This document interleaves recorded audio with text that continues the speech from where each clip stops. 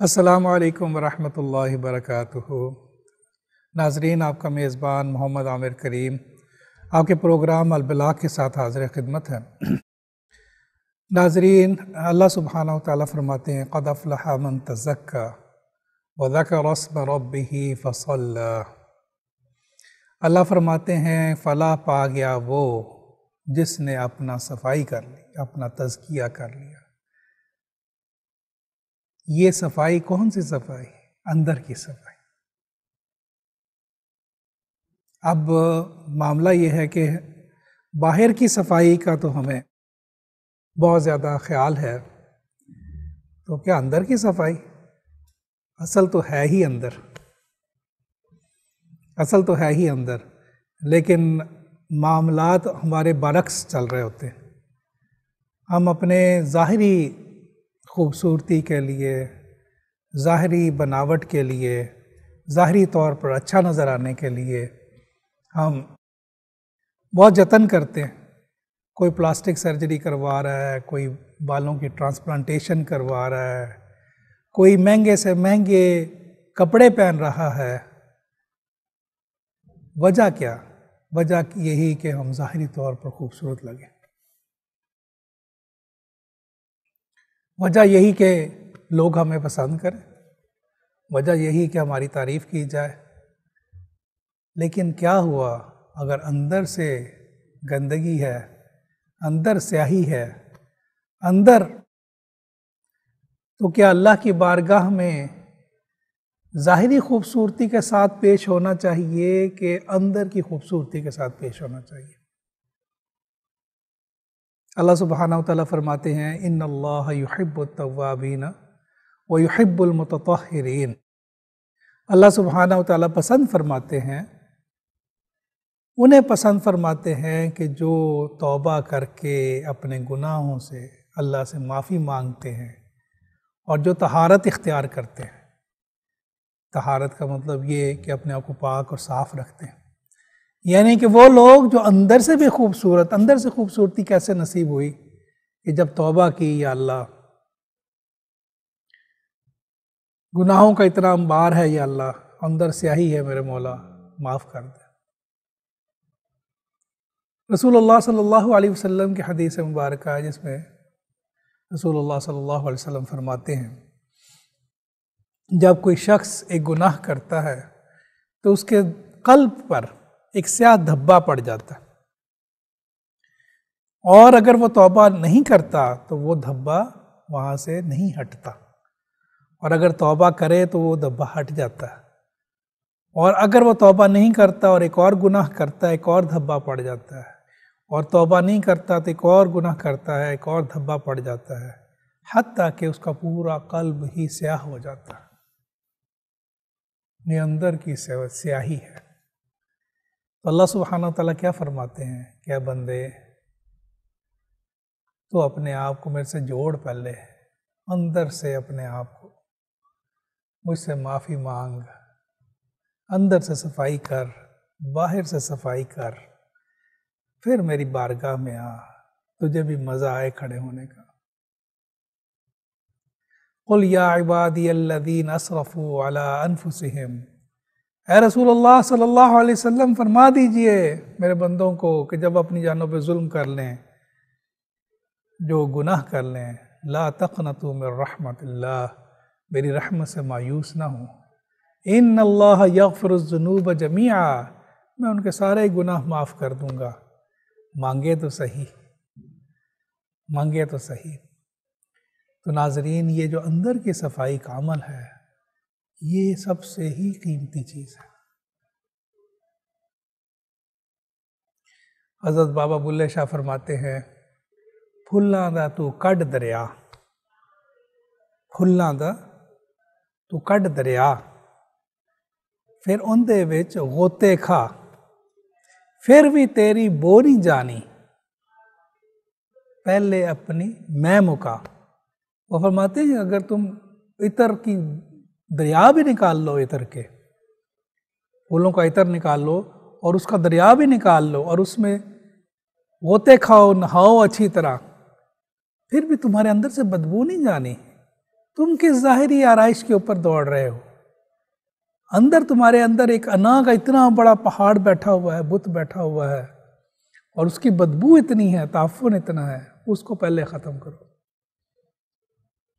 اندر سے اپنے آپ کو پہلے صاف کرو، پھر یہ بدبو جانی ہے۔ اور اسی طرح اس آیت مبارکہ میں بھی اللہ سبحانہ وتعالیٰ کیا فرما رہے ہیں؟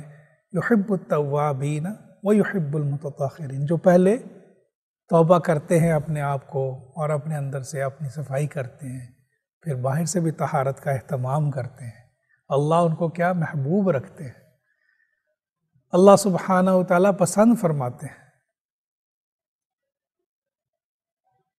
اب یہ صفائی کا عمل کس طرح کیا جائے؟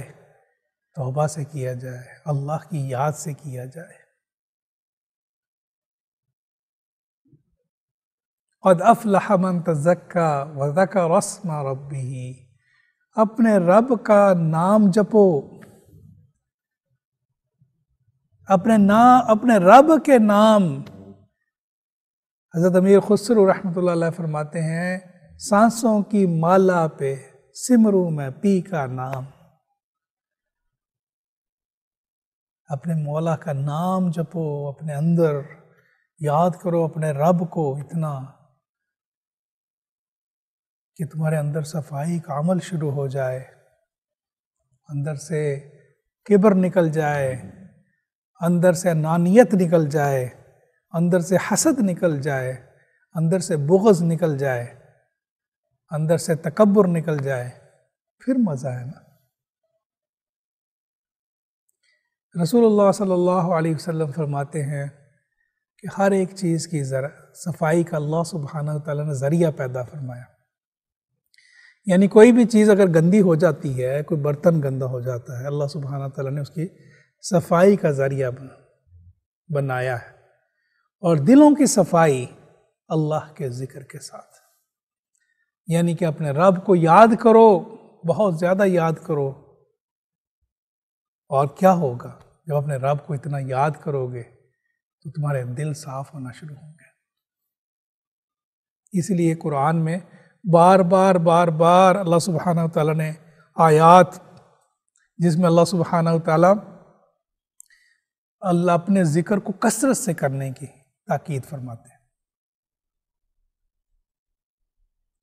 وَإِذَا قُضِيَتِ الصَّلَاةُ فَانْتَشِرُوا فِي الْأَرْضِ وَابْتَغُوا مِنْ فَضْلِ اللَّهِ وَاذْكُرُوا اللَّهَ كَثِيرًا، جب تم میری نماز پڑھ کے فارغ ہو جاؤ تو نکلو اور اپنے کاروباروں میں لگ جاؤ، اور کیا کرو؟ میری یاد کو کثرت سے کرو، یاد کو کثرت سے کرو۔ ناظرین، ہمارا مذہب اسلام ایک معتدل دین ہے، دین حق ہے، دین فطرت ہے۔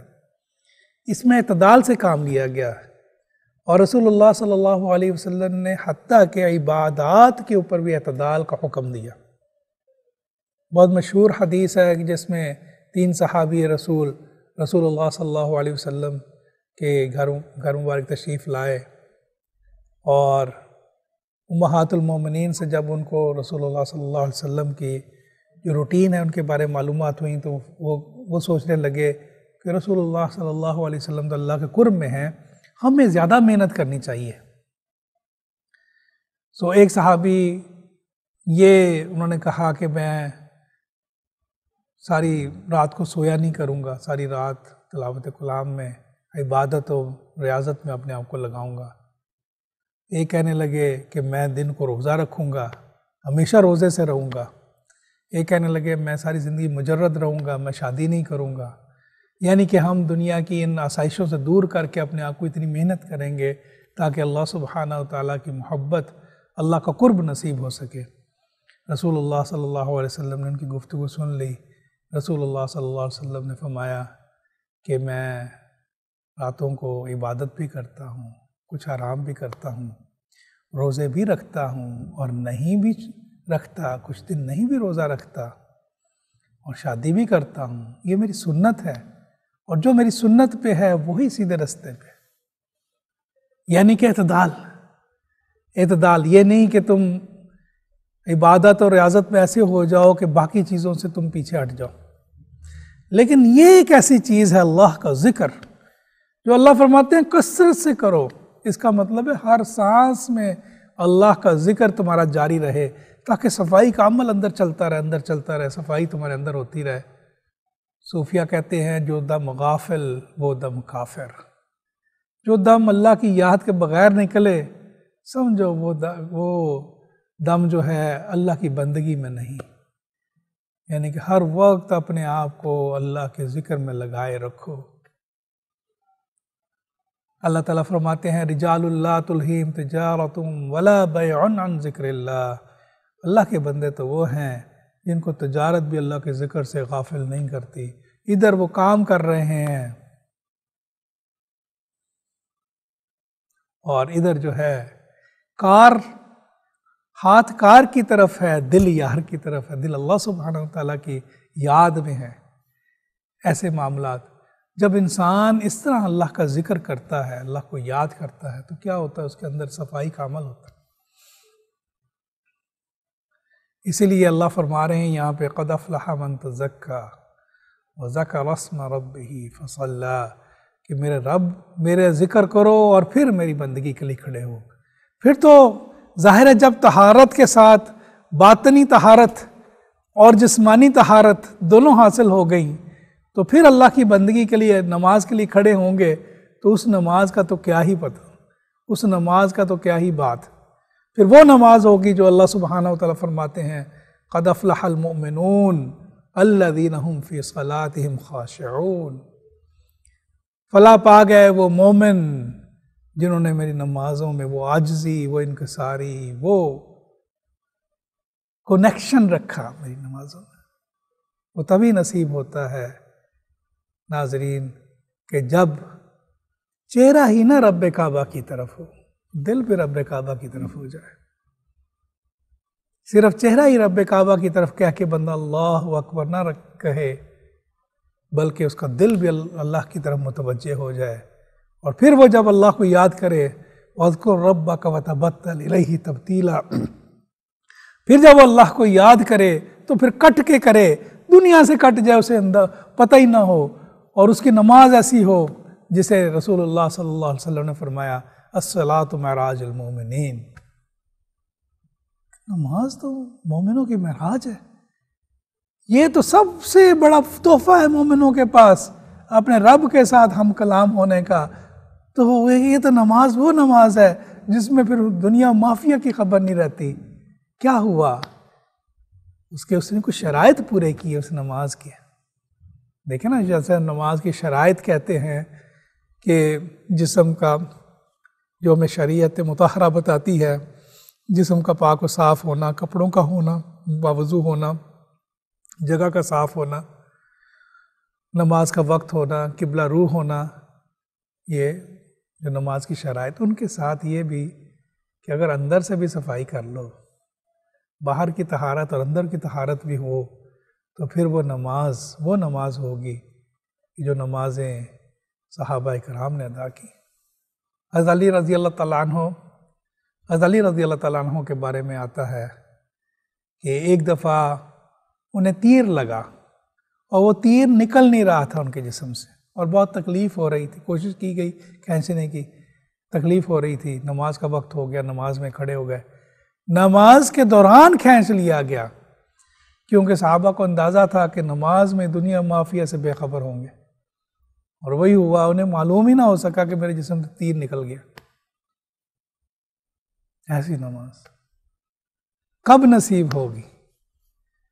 جب صرف ظاہری طہارت نہیں ناظرین, ظاہری طہارت نہیں چلے. یہ تو ایک شرط ہے نا جی, ظاہری طہارت باوضو ہونا, یہ تو ایک شرط ہے. لیکن دوسری شرط بھی تو سوچے نا, کیا دل میں دنیا لیے اپنے رب کے سامنے کھڑے ہو رہے ہیں؟ وہ رب کہ فی صدورہم, جو تمہارے دلوں میں ہے, میں جانتا ہوں, یعلم ما فی صدورہم, میرے علم میں ہے جو تمہارے دلوں میں دنیا ہے. وہ رب اب جس کے سامنے ظاہری طور پہ تو بادب ہو جائیں گے, تو اگر دل میں سارے وہ دنیا کے پورے معاملات چل رہے ہیں، دل دنیا میں لگا ہوا ہے، دنیا کی سوچوں میں ہے، تو کیا رب کعبہ کو پتہ نہیں چلے گا؟ اور پھر کہاں پھر نماز کی حلاوت نصیب ہوگی، پھر کیسے نماز کے وہ لذت ملے گی؟ آتا ہے روایات میں، قیس جو کہ مجنوں کے نام سے مشہور ہوا، لیلا کے عشق میں گرفتار ہو کے تابعین کے دور میں وہ تھا، تو ایک دفعہ قیس، ایک صاحب تھے وہ نماز پڑھ رہے تھے، قیس سامنے سے، مجنوں سامنے سے گزر گیا، وہ صاحب نماز پڑھ کے فارغ ہوئے، وہ جا کے مجنوں سے لڑنے لگے، الجھنے لگے، کہنے لگے تمہیں نظر نہیں آیا کہ میں نماز میں تھا، اور تمہیں پتہ ہے نمازی کے آگے سے گزرنا کتنا بڑا گناہ ہے، تم نے یہ گناہ کیا؟ وہ کہنے لگا بات یہ ہے، میں تو اپنی لیلا کے خیالوں میں گم تھا، میں تو اپنی لیلا کے خیالوں میں گم تھا، مجھے معلوم ہی نہیں پڑا کہ آپ نماز پڑھ رہے ہو، میں آپ کے آگے سے گزر گیا۔ لیکن جناب آپ تو مالک کائنات کی محبت میں گم تھے نماز میں، آپ کو کیسے معلوم پڑ گیا کہ میں آپ کے آگے سے گزر گیا؟ میں تو عشق مجازی میں تھا، آپ تو عشق حقیقی میں تھے۔ کیا یہ عشق حقیقی ہے؟ عشق مجازی میں تو مجھے سوچ سمجھ ہی نہ رہی، اور عشق حقیقی میں آپ تھے اور آپ کو پتہ چل گیا کہ میں آگے سے گزر گیا۔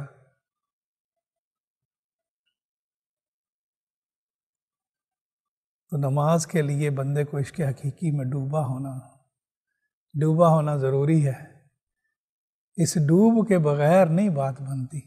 حضرت فضیل عیاض رحمہ اللہ، ان کے بارے میں آتا ہے کہ ایک دفعہ کسی خاتون نے انہیں بلایا اور وہ ملنے کے لیے گئے، خاتون نے کہا کہ میں چھت پہ آؤں گی تو کوئی بات چیت کریں گے، وہ نیچے کھڑے رہے، چھت پہ آئے گی اس کے انتظار میں، شوق میں، ظاہر ہے جو مجازی عشق میں جو شوق ہوتا ہے، جو تڑپ ہوتی ہے، جو محبوب کو دیکھنے کا ایک، اس میں وہ گئے، اور کیا ہوا کہ وہ کسی وجہ سے نہ آ سکی، وقت گزرتا رہا، اذان کی آواز آئی، تو کوئی صاحب گزرے، حضرت فضیل عیاض پوچھنے لگے کیا عشاء کا وقت ہو گیا؟ جو صاحب گزرے وہ کہنے لگے نہیں، یہ تو فجر کی اذان ہے۔ اسی وقت چیخ ماری، مسجد کی طرف دوڑے کہ اللہ کے بندے، تو عشق مجازی میں ایسا ڈوبا، تجھے رات کا اندازہ نہ ہوا، اور کبھی عشق حقیقی میں بھی ایسا کھڑا ہوا؟ اللہ نے ہدایت دینی تھی، دل کے اوپر یہ چیز القاء ہوئی ان کے، کیا عشق حقیقی میں بھی رات ایسا کھڑا ہوا؟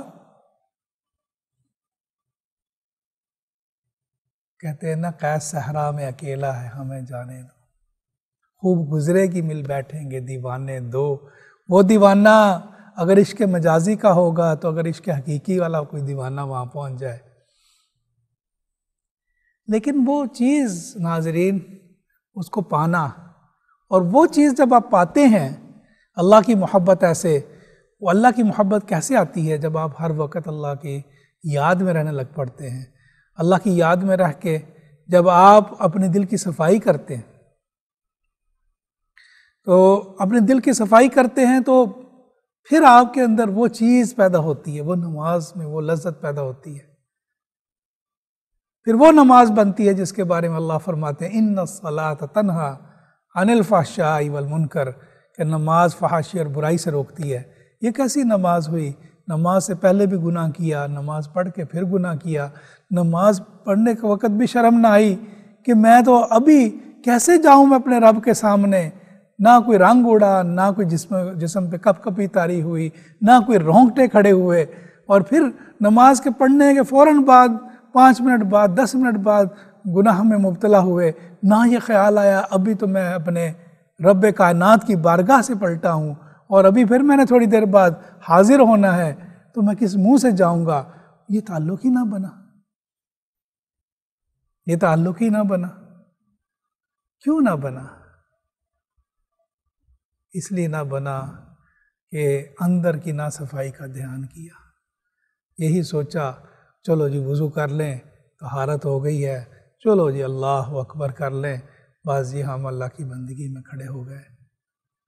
اندر سے تو تاریکی رہی، وہ دل تو اللہ کی طرف متوجہ نہ ہوا، اور اللہ سبحانہ و تعالیٰ کو تو وہ متوجہ دل چاہیے۔